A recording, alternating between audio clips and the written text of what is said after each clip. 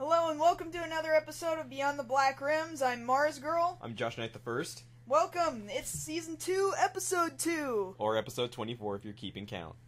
Why would you be doing that? You could be a super fan. You don't know, we might have super fans. I don't think they exist. I can hope, They're gonna alright? have to prove it. I don't think they exist. I hope that they exist. I really do. I don't know. You ever seen a super fan? A super fan, like, they're crazy.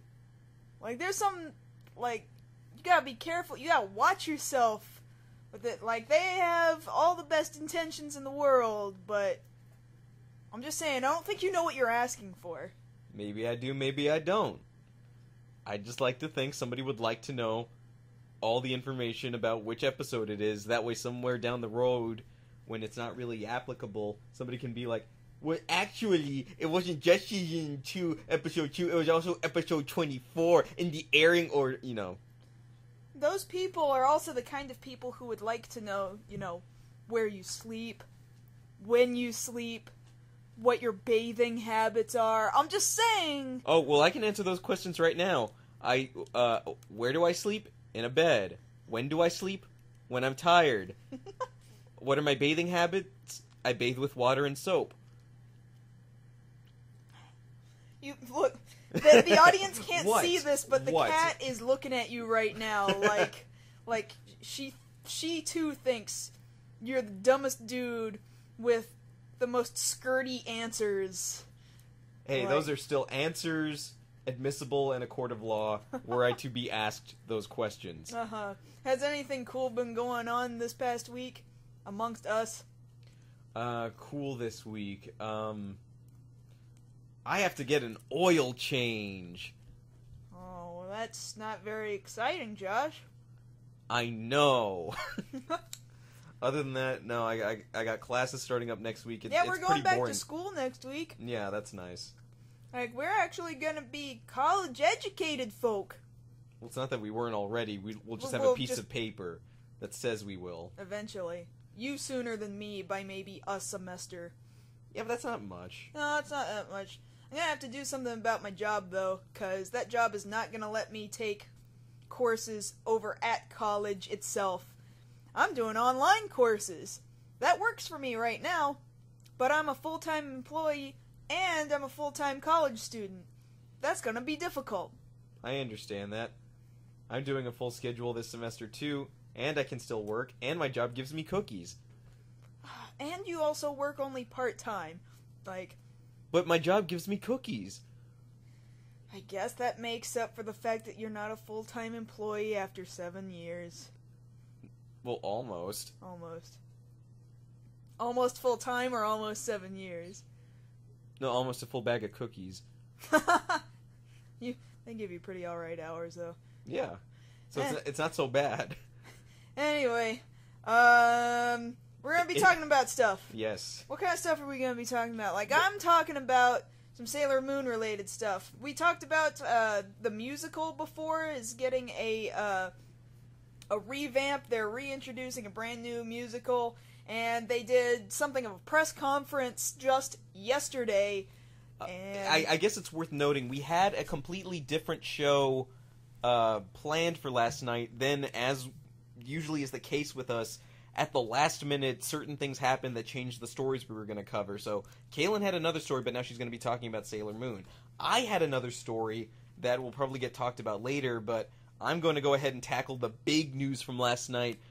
After weeks of speculation, Ben Affleck has been confirmed as the new Batman for this next Man of Steel sequel. And yeah, I'm going to get into it.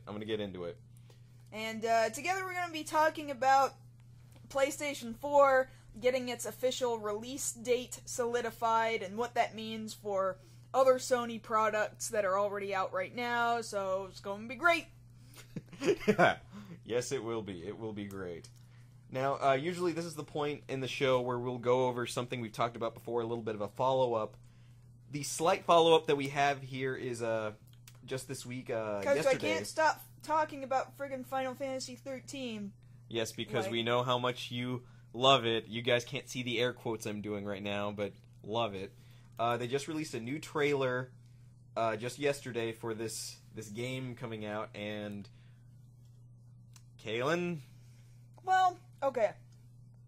I have to admit that it makes me just about this much, my fingers are being squeezed very, very closely. This much makes me feel this much better that it's not all taking place all in one little bitty city, because I was concerned that it would be like it's all restrained to this one area, like Square Did You Learn Nothing? I mean, Corridors was bad enough, but now you're just forcing me to be in one area. Now from this trailer, we see that much of the cast of the original Final Fantasy XIII does in fact make their reappearance. Because we see Saz, we see Fang, we see Snow. And it's great and all. It's just... Why? I don't know why. So much of what we've been shown, even as far as this trailer is concerned, like, for some reason, Lightning is the savior of the universe. And then there's some Moogles for some reason. And she's got to defend the Moogles from, like... forest monster things. Treants or something. And... I don't know. I still don't rightly understand. All I do understand is that Square cannot seem to stop showing off how many different clothes that Miss Cloud can wear. including Cloud's clothes. I was just about to say that they make a very...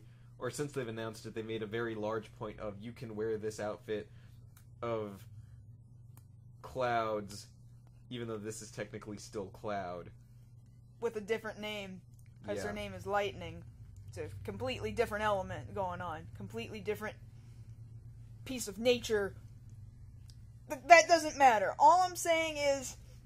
What I'm saying is, if they're going to do that, why don't they just go the full route and give Lightning Cloud's cross-dressing outfit from 7 when he was trying to go on a date? $10 says it's in there. She has enough clothes as it is. You see, every single shot in these last 2 trailers has her wearing a different outfit. Like, every shot. Look, you can wear these clothes, or these clothes, or these clothes. Like, it's clothes overload. Is that really what this game is about? Like, you get into fights, and then you can also change clothes? Like, well, wasn't that the whole point of 10-2? We thought that was bad in 10-2, except 10-2, the clothes meant something. The clothes meant you were changing jobs. Here, I can't tell that the clothes mean anything, it's just aesthetic in nature. You could kind of do similar things in 13-2. You could make Sarah dress up in different things, and you would occasionally acquire different monsters throughout the course of the game, and you could make them wear different little, like, hats or some crap. And it was like, this is the most useless mechanic in the game I can possibly think of. It was really, really unnecessary, and they keep showing it off here in Lightning Returns, and I'm like, did you guys learn nothing? I don't care about dressing her up. I really don't. No, I understand. I just want a good game, and I want a good story, but it's too late for that, because you're 3 games deep, and you still haven't managed to come up with a good story. So, I have no hope. No hope at all whatsoever, despite the fact that this game probably has hope in it. Oh, I get it. That was a pun, right? A little bit, yes. Well, that's nice of you. You were able to still complain about it and yet get the one pun in. That shows progress. It shows dedication to my craft. That it does. Well, instead of talking about something that angers you, let's talk about something that actually has you a little bit excited, and actually me too a little bit excited, which is this Sailor Moon performance from just last night, actually. Yeah, so this, the musical that is just about to come out, the Sailor Moon musical La Reconquista, it's, they've, of course, in the past we talked about it, they announced who all the actresses were for all the major roles. The fact that it's an all-female cast.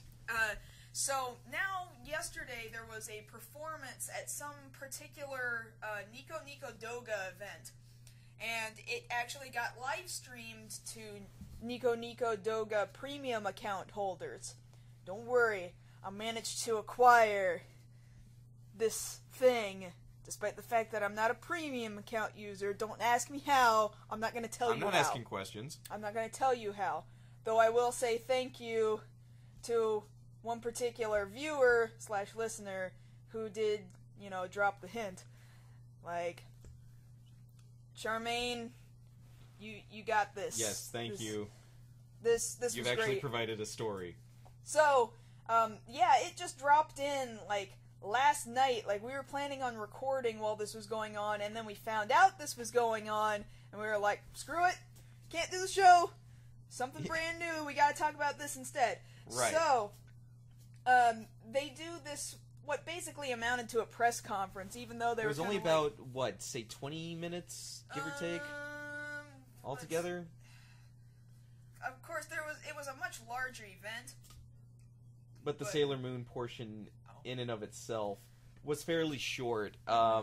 It consisted of the 5 actresses of the Sailor Scouts coming out and, introducing themselves. They only sang really 2 songs. And they're kind of weak. They're not perfect yet, but they themselves admitted, we're still rehearsing. We just wanted to give you a taste of what our show is going to be like. And, I'm satisfied. I'm actually very satisfied with what I've seen. Visually speaking, these girls are the Sailor Scouts. Oh, yes. That is not even a question. It was one thing when the first shots of the cast came out, and, you can take a look at them from afar, and it's like, okay, that's great. You can see this, and that about them, and then draw your own conclusions. But it's an entirely different thing when you actually get to see this cast in action, like we did last night through this performance.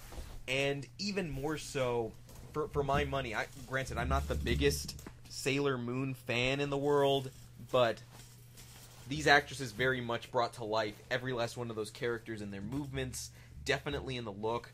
I cannot begin to praise enough the person who got their costumes more correct than they've ever been in these musicals. And Kaylin, you know something about how they used to treat this stuff as a fan of the musicals. These musicals before in the past, you go back to the first ones in 1993. Oh my god. Those costumes were, they're so big and over-sequined. It's so big! They're so big and so over-sequined. And the wigs, friggin' yarn wigs. Oh my god, I can't, really, 99-cent hideous. store color, the gaudiest yellows and blues you can think of that you can get at, the dollar store during Halloween. That's what they're wearing. And then those costumes are so ill-fitted to the actresses. I couldn't get over how they could manage to look like both the football team and the cheerleader squad at the same time in those old outfits. And here in this new one, from La Reconquista, they have very much they've toned down the bedazzling and the sequins. Thank God. I mean, there's enough, because it is a stage performance still. Let's not, overlook that. It still needs to look a little gaudy for the sake of the stage. There needs to be flash. You need to be able to see it from off stage. Mm-hmm. But at the same time, it's done very tastefully. They're not given these giant, huge, Manhattan-sized petticoats that they were given before. It's a very nice, tasteful sort of it almost looks like 2 skirts. And it pretty much is. Visually speaking, they are a striking resemblance to what the manga and the anime portray.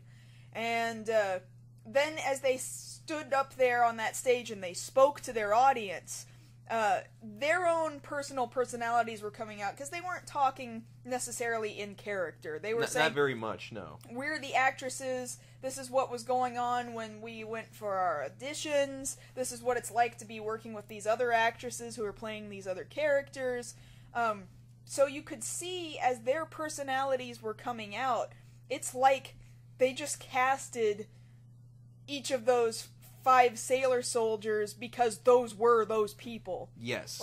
There wasn't a question. It had to be those people. And, especially Sailor Moon herself. Yes. Especially Usagi herself. She seemed very easily... Very energetic. Very energetic, very happy about all kinds of scattered things here and there. stumbled over her words a little bit, which, whether or not that was particularly professional for a sort of conference setting, it did sort of play up the whole, this is just like Usagi, she would kind of stumble over something like this, I'm sure, but it was very heartwarming, I suppose. It was very, very befitting. Mm-hmm. And we go through the list of the other actresses, very much, I guess, again, going back to the costumes, those wigs are so much of an improvement. And I know it's nitpicky, but the only problem I had was that, in particular, Sailor Venus, her wig did not cover her natural hair. I guess they didn't give her a wig cap or something. I'm not sure why. You know, there's a... Sailor Mercury in particular, like, that covered everything perfectly and wasn't moving anywhere. And Sailor Jupiter, that looked like her hair. Yes, to be honest, I felt that way from the first picture, even more so in this performance. I very much believe she was the embodiment of Jupiter, you know, up there on that stage. And again, as for their vocal abilities, not really the greatest, but they're it wasn't still the training. worst. It wasn't the worst. No, this is way better than friggin' Prince of Tennis. That's all I'm gonna say. I can't stand Prince of Tennis, especially the musicals. So not good vocalists. Well, but the problem with that is it's two completely different monsters there, because you're dealing with guys versus women, and the voice difference is there. That doesn't mean anything. Well, no, it's kind of different when you're having to play certain characters a little bit different. With Prince of Tennis, you're having to play all these different characters that have these different vocal qualities to their voice. You know, a growl, or, you know, high pitch, or this, that, and the other. But none of them could hit notes. Like, that's not... Which I was going to say doesn't help the fact that, yeah, you also got to do all of these different songs and whatnot, and if you're not really a practiced, you know, vocalist, it's not going to show well on stage. I'm sorry, but I really think you're off the mark, because as they're singing in Prince of Tennis, they're not trying to necessarily recreate growls or anything. They're trying to keep a certain depth to their voice, but they're not trying to hold on to growls. Well, they just can't even hit that was just their as an notes. example. It's not to say that every guy who's ever been in that show has ever had a bad voice. It's just, for the most part, no, a lot of the guys that perform in that aren't necessarily the best vocalists. It is well known how bad they are, and it is well parodied, especially in Japan.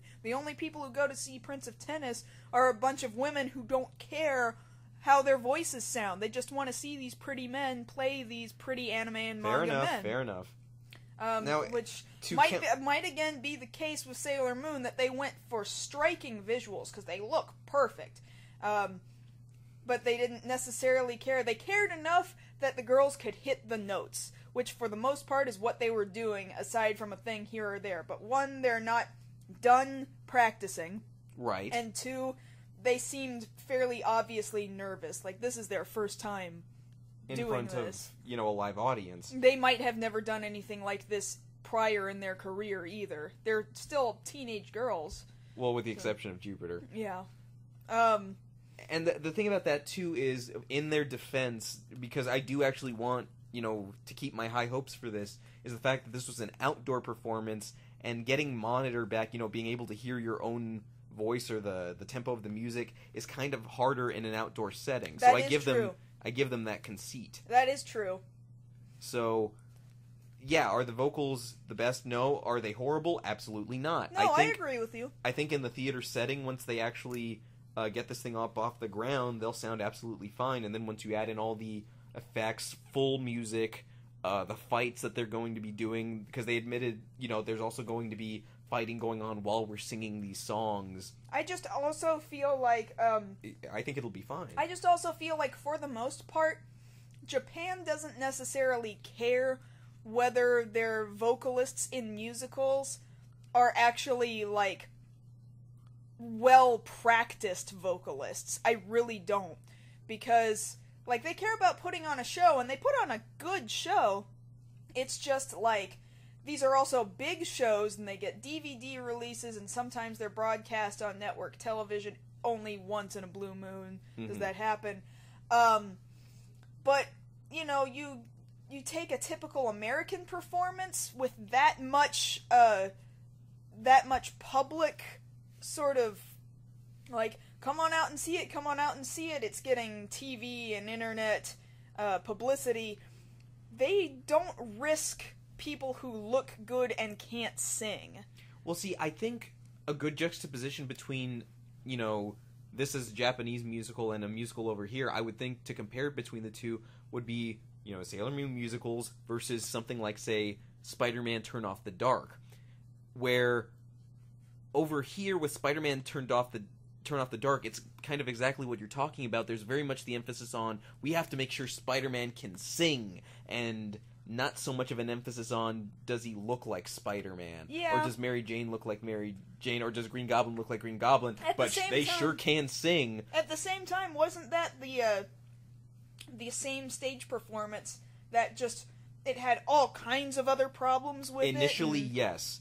And the thing about it here is, yes, over here in America, yeah, the emphasis would be more on the talent and not so much pure visuals, where over there it's more on the visuals and not so much pure talent. So which is better? I don't think either one is better. I would like to see a middle ground of, hey, can we get talent and visuals to coincide? Like, this might be okay. Like I said, they're already, like, without monitor, without all the rehearsal, and without, and with having a little bit of stage fright, only about this much, me squeezing my fingers together, they're still better than Prince of Tennis. Well, I'm just always going to go back to Prince of Tennis. I will definitely go on record as saying they're definitely, in my eyes, better than the musical performances of Sailor Moon that I've seen before. Because you think about this... Visually, they're better than previous Sailor Moons. I can't hear that they're better than previous Sailor Moon performances. And you look at the time difference between when the cast was announced and now, it's only been a little over 2.5 months, give or take.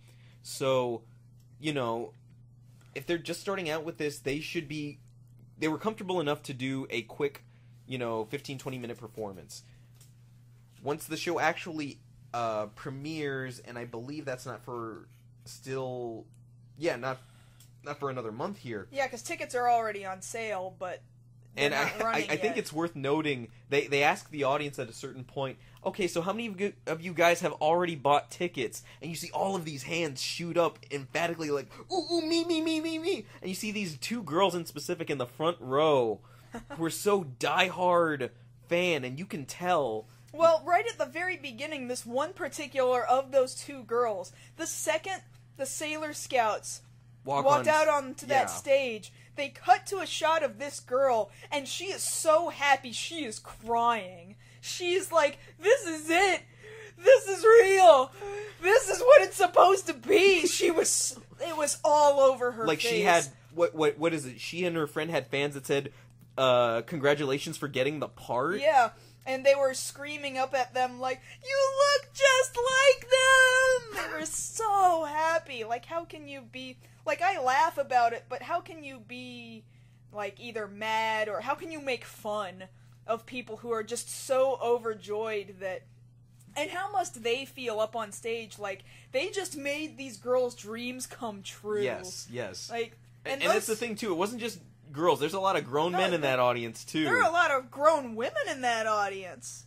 Yes, that very much so. Yeah. And they very much were appreciative and supportive of this cast up there.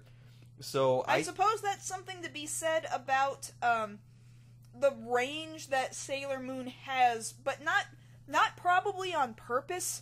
Probably more because of how old it is now. I was about to say, yeah, it's... For an actor, there's no... For a lot of people I've talked to and other interviews I've read, there's no greater feeling than when a kid or an adult, depending on, when they were exposed to the material, comes up to you and they can't help but address you in character as, no, you are them. Mm-hmm. You embody this character, because that's really your driving factors. You want to convince somebody that you're not you, you're someone else, and that's actually something I'll get into once we get into the next topic. Uh-huh. But yeah, for them, it's got to be, for a lot of actors and actresses, it's the highest achievement. It's not about the awards, it's not about, the acclaim or, the money. I was able to portray this character and people believed me. Mm-hmm. And I believe that they are doing this, and once, there's a chance to watch the full musical, I actually think this is going to be a great show. Man, I would really not mind, like, if there was even the remote possibility that I could see it live, I would so do it. But, man, those tickets were expensive! They're like $70 tickets! Give or take, yeah. What is it, 6,800 yen? Yeah. That's nothing to scoff at. That's about equal to, like, good seats at a show over here. Mm-hmm. Off-Broadway touring show. And, I mean, I don't know, I know that a lot of their other musicals have gone for not quite as expensive. And especially the one that was based on the live-action TV series. Because that was a tie-in thing. That was a tie-in, and they had lots of little kids in there. Well, on top of that, they can pay for two reasons. One, it's been a long time, so want for this has developed. There's been a desire to see this and two, come the back. viewers are adults, therefore they have money to spend on it now. Exactly. Yeah. Like, I know fans over here, like, if that show was available here, they would pay the $70 right now. Then it better look a lot better than it's ever been in the past for it to be worth $70. Because now there are all these adults who are like, we grew up with this, we've missed this. It better be the most amazing Sailor Moon musical that has ever been created for stage. Well, that's to an extent. That's even how the actresses were billing it. So I'm hoping that they deliver, and I do have faith that they will deliver. Me too. Ba-dum-bum. I'm done. Okay, so now it's my turn to talk about a thing. Okay. Now, like I said, I did have another topic that I was going to talk about as of about 8 o'clock last night. Around 9 o'clock last night, give or take thereabouts, a little thing came on the internet that didn't say very little because it's not very little, it's friggin' huge, which is the news that people had been wondering, because here's the thing, I had said before last week that we picked the worst time to go off the air because we couldn't talk about stuff that happened at Comic-Con in San Diego.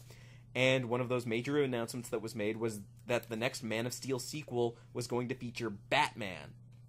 And when this announcement was made, it created this huge influx of interest for Warner Brothers. What are they going to do? Nobody saw this coming from anywhere. Mm-hmm. Marvel's played their hand.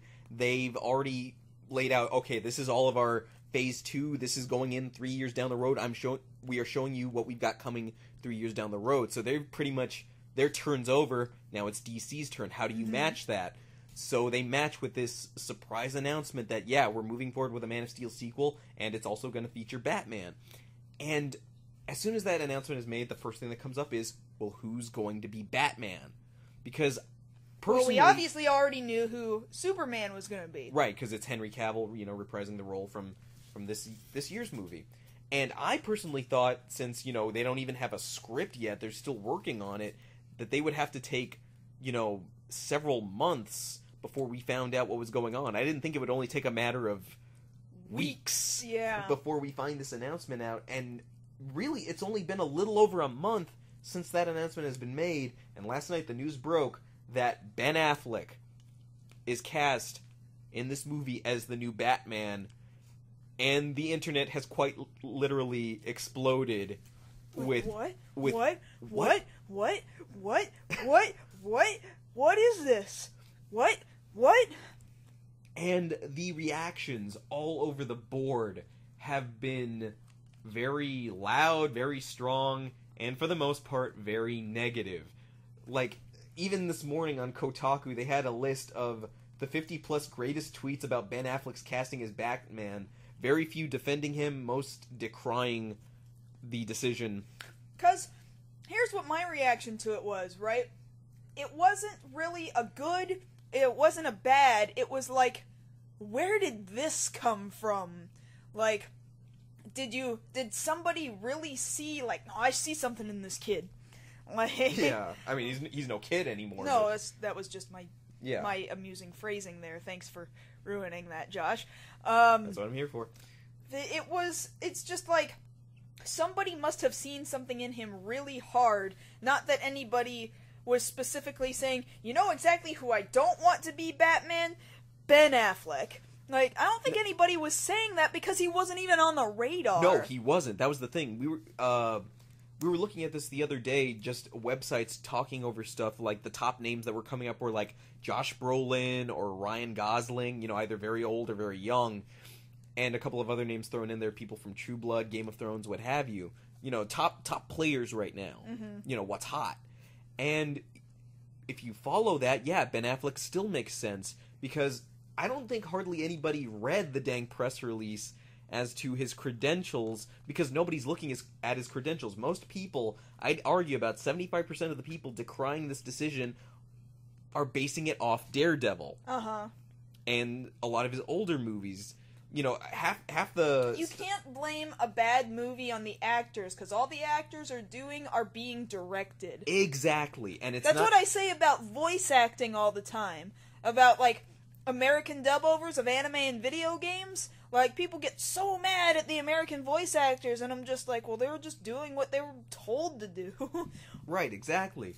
And when you look at that, it's... To me, it's a little angering because of the ignorance that people are choosing. Oh, well, Daredevil was a horrible movie. It was Ben Affleck's fault. No, it wasn't his fault.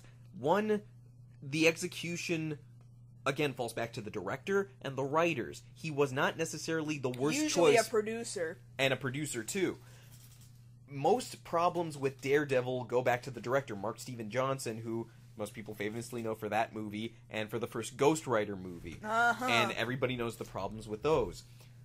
He was not, because people remember, when he was cast as Daredevil, nobody complained. Nobody complained that he was Daredevil. The problems came when we started seeing trailers and we started finding out what how they executed the plot when you actually went to go see it. The opposite side of that coin is, what were we just saying about the Joker? Exactly. People didn't like Heath Ledger being cast as the Joker, and most people who said that, if not all the people who said that, are eating their words to this day. Hell, people didn't want Michael Keaton as Batman back in '89, and people eat their words to this day over Michael Keaton. I mean, granted, since then we've had George Clooney, Christian Bale, and Val Kilmer, you know, not necessarily in that order, but you think about it, and yeah, everybody's going to have something to say. Now, arguably, who is the worst live-action Batman ever? Personally, I believe it's George Clooney. I think it's either George Clooney or Val Kilmer. I can understand that. Because even... They were kind of back-to-back. Well, they were back-to-back. They were back-to-back same with... sort of... how do I say it? It was the... Like, while... George Clooney's Batman carried over, like, that movie was specifically written with an air of, let's go back to the 1960s and make this goofy and kind of campy. feel goofy and campy, and yet somehow it's like this picture attitude filled both of these movies. I don't think I have the words to describe exactly what I mean when I say that. Who directed Forever and who directed... Those were Forever and Robin were both directed by Joel Schumacher. That's what I thought. I thought they were both Joel Schumacher, and that, I want to say, is part of the reason why there's this... I think the problem, for the most part, was Joel Schumacher. It was, absolutely was. There was no argument over that. Now, going over to, you know, the current situation, you know, there was that whole thing of, what, $20 million, $50 million was offered to Christian Bale to come back. And he's like, nope, my time is up. I already did Batman 3 times. I don't need to do it again. And I agree. He doesn't You know what? need I to do it respect again. that decision. You know what?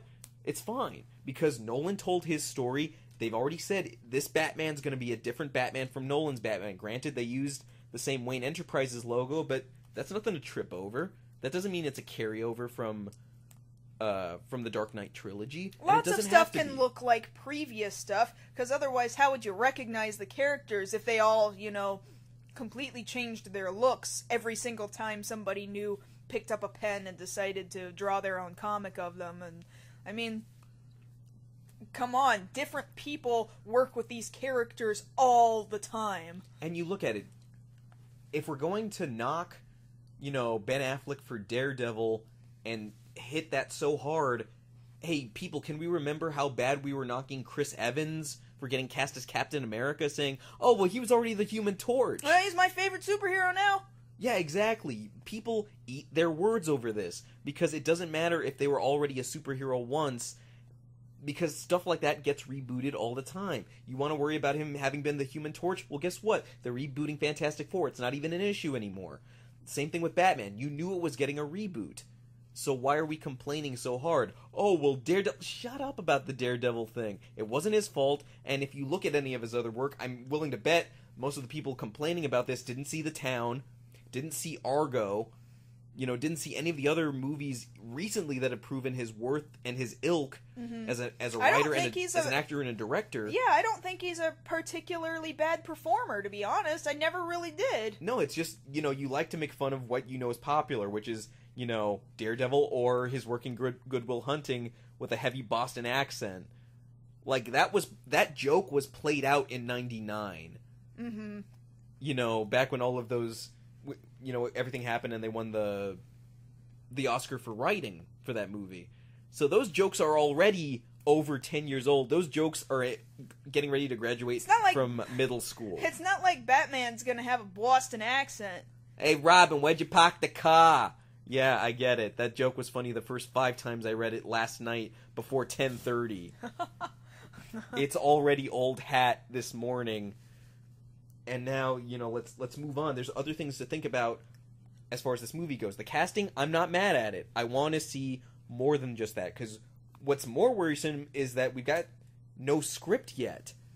So we don't even know what direction they're going in with this movie. Yeah, the casting, again, you get mad at a cast, but the cast is just doing what they're being directed to do. And if they don't have a good script, there was no saving these actors anyway. And even then, an actor can still be set apart from the work. Case in point, we were just talking about this the other night, Spider-Man 2.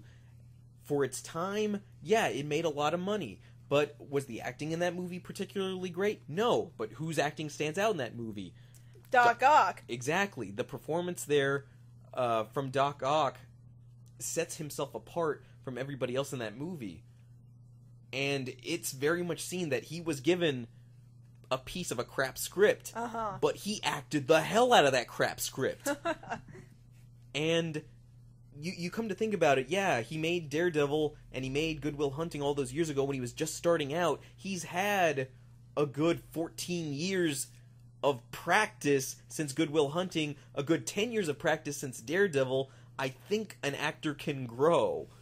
And let's think about it. He seems like he's pretty much the right age range. Yes, because they're definitely going with a Batman that is older than Superman, and I am fine with that because they're saying they want to skew him a little older since they want this influence of The Dark Knight Returns in there, and that brings me over.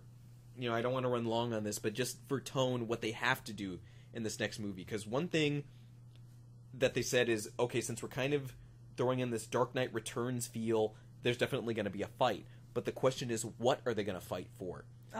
And if they're fighting against each other, they can't spend the whole movie doing that, because that's not what we're paying to see. We actually want to see them team up. I would bet that it's them working together for a large hunk of it, and then they have a disagreement somewhere around the middle. And then at some point, the world is out there thinking Batman is not so great, as they usually think. Right. And then they're like, hey, Superman, wrangle this guy in, and Superman's kind of like, I don't really want to. I mean, we had a disagreement and all, but I don't want to. And then people will be like, so yeah, you remember that time where you, destroyed all of Metropolis trying to save it? Yeah, we can make you look bad again. And then he's going to be like, oh, okay, I'll go after Batman now. And then it'll end with a fight. Actually, that's the smartest I've ever seen somebody encapsulated. That actually makes perfect sense. Yeah, but they won't go there because they're not that smart. No. I'm telling you, they won't do that. No, you're absolutely right. Really, what I think was the best formula for this was the animated series when they teamed up in World's Finest, because you had this nice 3-act setup. You develop the problem in the first act, You're starting to work it out in the second act. There's a little bit of a fight. Oh, you're Bruce Wayne. Oh, you're Clark Kent. And then by the third act, it's like, okay, we got to team up to take down Lex Luthor and the Joker. Now, granted, neither of those two people exist in this movie universe yet. So it's the question, what is the problem they team up to fight? Who is the villain? It would have to be Lex Luthor, don't you think? Well, yeah, based off our vlog discussion over Man of Steel, it still fits in that they would have to team up against Lex Luthor. You know, Superman versus him over, you know, oh, I'm the savior of Metropolis. No, I'm the savior of Metropolis. And of course, you know, bad business dealings between LexCorp and Wayne Industries. You know, that story gets told more often than not because nobody knows what else to write. It's because that story works. Yeah. And it's easy to swallow. You know, a new audience There's different ways of being like, I'm better than you. No, I'm better than you. And then they come up with all kinds of different ideas as to how to prove that they're better than each other. And then a fight breaks out. And you can always choreograph a fight differently. Yes, yes. And the thing about So it's really more like Monster of the Week kind of material. Oh no, what's Lex Luthor's harebrained, minus the hair, idea this week? Exactly. And really the bigger thing for me is because, like I've already stated, I'm not worried about the not worried about the casting. What I'm worried about is the costume. Like, for once, can we get a black and gray bat suit? Is that so hard? I don't know, can we? I don't know, because I've seen a couple of manips, because you can go to Twitter and Tumblr and look all this stuff up yourself, Reddit it if you want. But, yeah, a couple of manips have already come up, you know, the haha funny, we put bat ears on the Daredevil costume. But some people have managed to get Ben Affleck's face and put it in the costume that's currently coming out for the Arkham Origins game, and that doesn't look bad in the slightest. Nope. Like, I actually think if they're going to do this movie, I think it fits in with the aesthetic they've set up with Man of Steel. Just give him the Arkham Origins suit. It's realistic. It's reinforced. It's the color scheme isn't loud and brash. It shows somebody who's practical but at the same time wants to instill fear. And somebody already designed it. All you have to do is build it. Mm-hmm. Like, how much money are you saving there having to hire a designer? Well, you have to pay some licensing fees in order to use that design. But you're still under the parent company of Warner Brothers, so that's all this extra paperwork taken out automatically. Is it under... Well... Because Warner Brothers produces those games. Well, I mean, they're not the studio, but... No, the previous game studio, like, it was under the Square Enix umbrella. And Square Enix is their own little ham beast. Yeah, but now it's, what is that, Warner Company up in Canada that's doing it now. Yeah. So, yeah, that just made it even easier. Yeah, perhaps. So that's really one of the major... Two out of three major things for me. 1, the story. 2, the costume. And 3, characterization. What kind of Batman is this going to be? I think a lot of other fans will agree with me where I think for once on film, purely we would like to see the detective portion of him. I want to see a smart Batman. I don't need to see him using mixed martial arts all the time and someone else giving him gadgets. I want to see him come up with the gadgets, him come up with figuring out clues, him be the great detective that he is. Well, he's going to have to be real smart, because he's going to have to outsmart Superman. So you would think he would also have to be real smart in being that detective, knowing how to take down Superman. That's how it would have to be. Otherwise, the line about remembering the one man who defeated you means nothing, because it's not the one man who defeated him, it's a bunch of other people who helped him give him gadgets and info in order to defeat him. Right. That would mean nothing. Exactly. Which proves this isn't your Nolan Batman. I hope this is an independent Batman who can handle his stuff. So actually, I'm saying right now, Ben Affleck, you've got my support. Snyder, get your act together and let's see this work. Okay, then. Okay, so going on to our last topic, games. Alright, it's, pardon me, I need some water. We're talking about, the PlayStation 4 now, which had just the other day, well, and when I say the other day, I mean, like, several days ago, just received its launch date of November 15th, which, surprise, surprise, it's right before the holiday season. Wait, are you saying they announced this thing so that maybe somebody was gonna buy it for Christmas? No, for Easter, Josh. Easter PlayStation 4s. No, yes, of course it's for Christmas. It's gonna be the same thing with the Xbox One too. I mean... The Xbox One 2, they already came out with another one? Why do I bother doing this with you? Of course, that's not the surprising part. It's the other information that comes along with it that's interesting. Purchasing the PlayStation 4, if you're also a PlayStation 3 user and you had already purchased PS3 versions of certain games like Battlefield 4 or Assassin's Creed 4 or Call of Duty Ghosts or Watch Dogs, if you got the PS3 versions of those games, you can get the PS4 versions for a significantly discounted price. Air quotes again. I don't know how much significantly discounted means. I do know it means cheaper than actually buying it at full price. That's all I know. So that's unique. There will be a Minecraft title for the PlayStation 4 apparently also. And they list a whole bunch of other titles that will be coming out for by the end of December for the holiday season. Maybe not on day of launch, but by Christmas time. Along with that, this also means a price drop both for the PlayStation Vita and for the PlayStation 3. Now this is interesting right here, because the price drop pretty much puts them at the same price. Yeah, both the Vita and the PS3 will both be $199 US. And I don't know how to feel about that, because I have in fact been waiting for the Vita to price drop, so that's good. But having it match the price of a full home console, that's a little weird. Even if it is now considered last generation, it does still feel weird to me.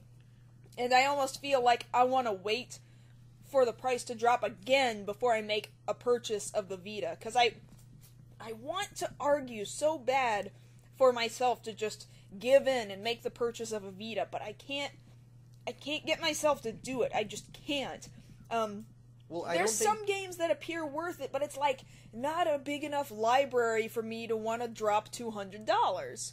Well, yeah, because they've tried to get people to buy the Vita since it came out, and it still hasn't managed to really shore up the numbers. No, I mean, game companies are still producing titles for the PSP, and I really have my PSP so that I can play import games. Like, that's my big thing. Right. And many import game developers are also still developing for the PSP, and it's difficult to develop for the Vita.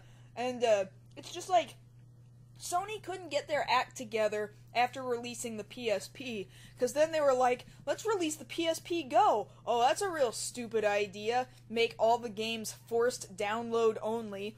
Or hey, let's release this Vita and then make it really hard to develop for. Just kind of put it ahead of its time and just kind of throw the development gear at these different companies who are like, well, we had these other ideas that we were already working on implementing for your PSP. The games are out there, they're just not that many. Like, not that many, and for my money, not that great. Like, okay, there's that re-release of Persona 4 for the Vita, alright? Like, I would want that. But that's the problem. It's a re-release of a PS2 game. Like, where are the new games that, like, somebody's gonna come along and say, well, I like this game, and this game. I haven't seen anything that, like, I, like, have to have for the Vita. It just hasn't existed in my mind yet. This PS3 price drop, this is for a PS3 console with a 12 gig hard drive. And, I mean, I guess that's good. I'm assuming this is a new model. Yeah. So it'll probably be like the late era, the late era PS2s where, like, we've already seen the PS3 slim down once. Right. But they're still kind of fat. I'm sure they're gonna get these things even smaller so that people will still purchase them if they really want them. Because the thing at that point is not so much, well, there's not too much else we can do to the hardware, we just have to make it look more aesthetically pleasing to the eye. Well, they have to make it more aesthetically pleasing, and it has to be cheaper to produce if they're still planning on selling PS3s. And if they still plan on selling PS3s, then, well, what the hell? I still wonder, why we needed the PS4 now.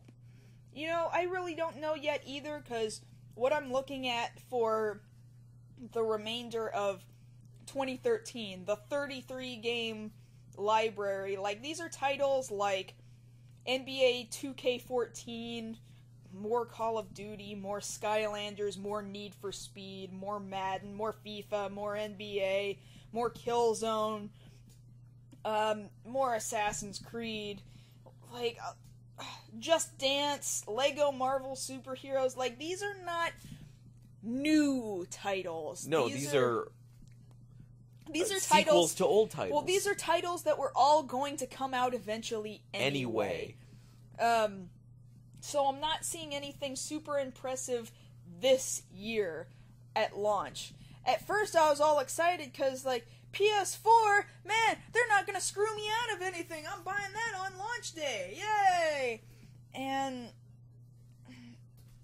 I don't think it's... Now I'm just realizing, they're just releasing what I was gonna see no matter what anyway. I think really it's a moot point. I don't think anything that they do right now with that price drop makes the Vita more appealing. It'll make the PS3 more appealing. For people it's like, I need to get my grandson a game system. Oh, this one's on sale. I'll get it. And yeah, because parents still don't know anything right about what their kids actually want. They just hear a word and then they're like, oh, I got it. Then they go there and they don't realize that there's 7 different versions of the one word that they actually caught out of their kid's mouth. That's probably is argued, what will sell. That is argued what's more going PS3s. to. Well, that is argued that's going to be a problem for the Xbox One, because because we already talked about that. Well, all the parents are going to hear is Xbox, and then add 1 to the end of it, and most people who don't know any better will think that means the first Xbox. Oh, well, the original Xbox no longer has Xbox Live support. Or at least, I don't... Well, you can't even really buy it in stores anymore. No, you can go to, resale shops and get an old Xbox. And, you can't play Halo on it anymore. They shut down the Halo servers for the Xbox One. Yay? You can network them. Well, I think... Boy. Okay, the question at this point that I'm going to ask you, are you planning on purchasing the PS4? Eventually. Not at launch like I thought I might right away. Because I'm still not seeing games at launch that will be worth it for me. And again, that puts the emphasis back on development of games, not so much the system. And, it's not the game developer's fault. Because they're probably in the middle of working on other stuff already for this console generation. We just had this console generation figured out. And then this comes along. And they're like, sorry, bro, we're already busy. Come back to us next year once we've seen what other game companies can actually do with your hardware. And then everybody's gonna be timid. Now, this happens every console generation, and that's okay. You just don't buy it right at launch. On top of that, most consoles, once you finally hit disc-based systems, their first models have flaws, usually. And they don't tend to fix them. You're right. They don't tend to fix them until second generation. The only thing that sucks about the PlayStation 3 is that the first generation PlayStation 3 was the only generation of PlayStation 3 that was also 100% backwards compatible straight down PS2 to PS1. Ever since then, every other version of the PlayStation 3 can't play PS2 games. Right, which to me... So it's a gamble. What if they decide to do the same thing with the second model PS4s, where it's not backwards compatible anymore suddenly? That would be weird and stupid. Yeah. It's a little scary.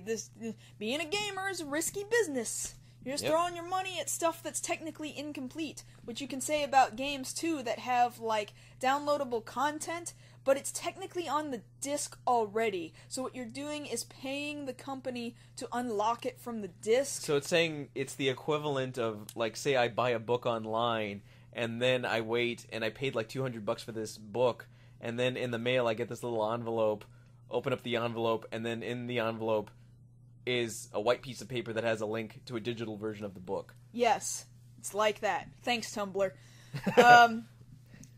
That's what this console generation is like for me. That having been said, I probably will not purchase the PS4 on launch, and I think I am still waiting for the Vita unless somebody can convince me otherwise that, hey, no, there's games that are worth it. Alright, throw that information at me, and I will consider it. Yes. And I guess having said that, that'll wrap it up. Yeah, I guess so. Okay, so we've covered a lot today. If you guys have any thoughts or comments, leave them right here below, or you can hit us up on Twitter to let us know what you think about the PS4, this new Sailor Moon musical, or your like or dislike of Ben Affleck as the new Batman. Alright, yeah, definitely hit us up on Twitter, and Twitter will let you know when we're going to do our next live show, because admittedly that's a little unpredictable, but over on Twitter I am at MarsGirlProd. And I'm at Josh Knight First. And I suppose that's going to wrap us up for this evening, so thanks again for listening in to Beyond the Black Rims, and we'll see you next time. Alright, take care.